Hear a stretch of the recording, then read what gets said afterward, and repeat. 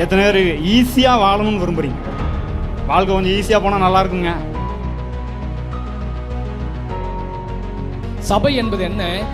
எல்லா விதத்திலும் ஒரு மகிமையான சந்தோஷத்தை கொண்டாடபடி அழைக்கப்பட்டிருக்கும். அதான் சபை. ஆமென். இந்த இடம் போதாத அளவுக்கு ஆண்டவர் 1000 மடங்கு பெருகச் செய்வார். அவர் அழைத்த அழைப்பும் கிருபா வரங்களும் மாறாதவைகள்.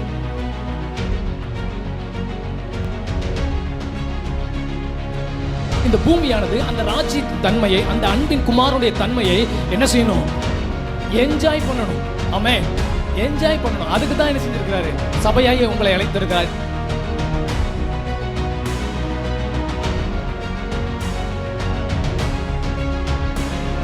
உலகம் முழுவதும் சாத்தியமற்ற காரியங்களை செய்யும்படிக்கு உங்களை அழைத்திருக்கிறார். அதுக்கு தான் பரிசுத்த ஆவியானவர் உங்களோடு இருக்கிறார்.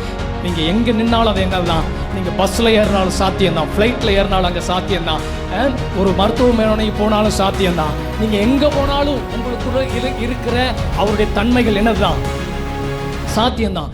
ஆமென். சொல்லுங்க, என்னுடைய ஆவிக்குரிய DNA சாத்தியம் உள்ளது.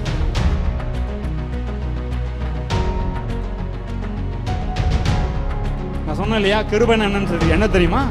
உலகத்தை ராஜ துரோகம் பண்ணவங்களை காப்பாத்துறதுக்கு ராஜா திட்டம் போட்டிருக்கிறார். எந்த ராஜாவும் சரித்திரத்தில் அப்படி ஒரு திட்டம் போட்டதா சரித்திரமே கிடையாது.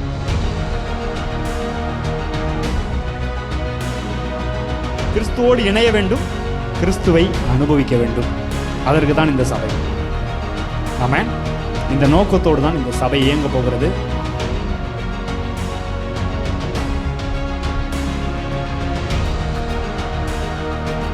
ராஜாவினுடைய பிள்ளை யாரு? அடுத்த ராஜா. எல்லாரும் சொல்லுங்க, நான் ஒரு ராஜா. ஆமென். உங்களை எல்லாரையும் இயேசு ராஜாவாக மாற்றிருக்கிறார். ஆமென். ஒருவேளை இயேசு ஏற்றுக்கொள்ளாம இருந்தீங்கன்னா சொல்றேன், இவரை ஏத்துக்கிட்டீங்கன்னா நீங்களும் ராஜா தான். உங்களுக்காக உயிரையே கொடுத்த ஒரு ராஜா.